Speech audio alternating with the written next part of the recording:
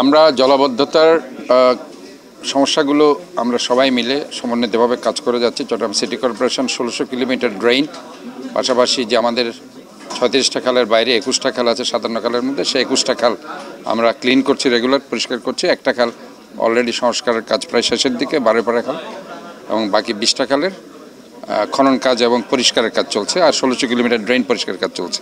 জলাবদ্ধতার complete কাজটা আমরা করতে পারিনি। আমরা হয়তোবা মনে করছেন যে কমপ্লিট এটা হয়নি, এখন 50% কাজ হয়তোবা হয়েছে।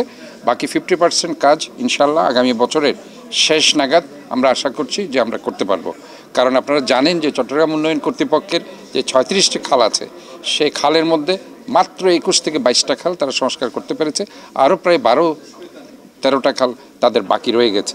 এই ঈদে জামা জুতো অ্যাকসেসরিজের ডিসকাউন্ট। এবং আমাদের চট্টগ্রাম সিটি কর্পোরেশনের বাকি যে 21টি খাল, সে খালের মধ্যে একটি খাল আমরা সংস্কার করেছি, 12 খাল, সেটাও প্রায় 5% কাজ এখনও বাকি আছে।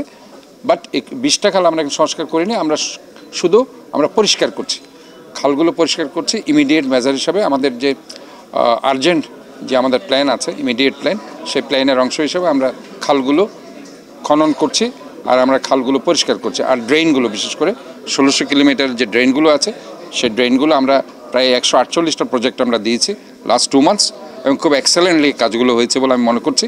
কারণ ইটস ভেরি ইম্পর্টেন্ট, ড্রেনগুলো যদি পরিষ্কার না থাকে তাহলে রাস্তাতে পানি উঠবেই। কারণ নালা পরিষ্কার থাকলে পানিগুলো খালে যাবে, খাল পরিষ্কার থাকলে খাল থেকে সেটা নদীতে যাবে, এটাই স্বাভাবিক।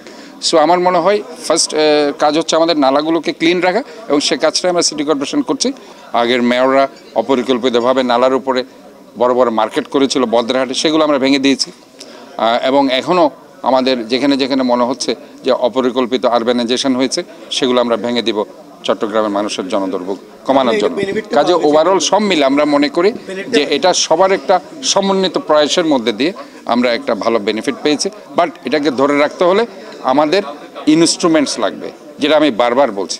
এই ইনস্ট্রুমেন্টসগুলো ভেরি ইম্পর্টেন্ট, যেটা একটা প্রজেক্ট দিয়েছে সামান্য 300-400 কোটি টাকার একটা ইনস্ট্রুমেন্টস, যেটা আমরা আসলে নালাগুলোকে কন্টিনিউয়াস প্রসেসে পরিষ্কার রাখতে হলে আপনার ছোট কিছু স্কেভেটর আর বড় বড় স্কেভেটর, যেগুলোর খালের মধ্যে আর চিকন নালাগুলোর মধ্যে আমাদের যে আপনার স্মল সাইজের যে স্কেভেটর, এগুলো লাগবে। কাজে আমরা যদি পেয়ে যাই ইকুইপমেন্টসগুলো, এখন তো আমাদেরকে অনেক হায়ার করতে হচ্ছে, রেন্টে আনতে হচ্ছে, সো দ্যাট আমাদের আসলে ফান্ড ক্রাইসিস হচ্ছে। সো আমি মনে করি যে এই ইনস্ট্রুমেন্টসগুলো আমাদের যদি হাতে থাকে, সো দ্যাট আমরা এগুলি দিয়ে আরও বেশি কন্টিনিউয়াস প্রসেস আমাদের নালা খালগুলোকে পরিষ্কার রাখতে পারবো এবং জনগণের এই জলাবদ্ধতার হাত থেকে আমরা মুক্তি দিতে পারবো ইনশাআল্লাহ।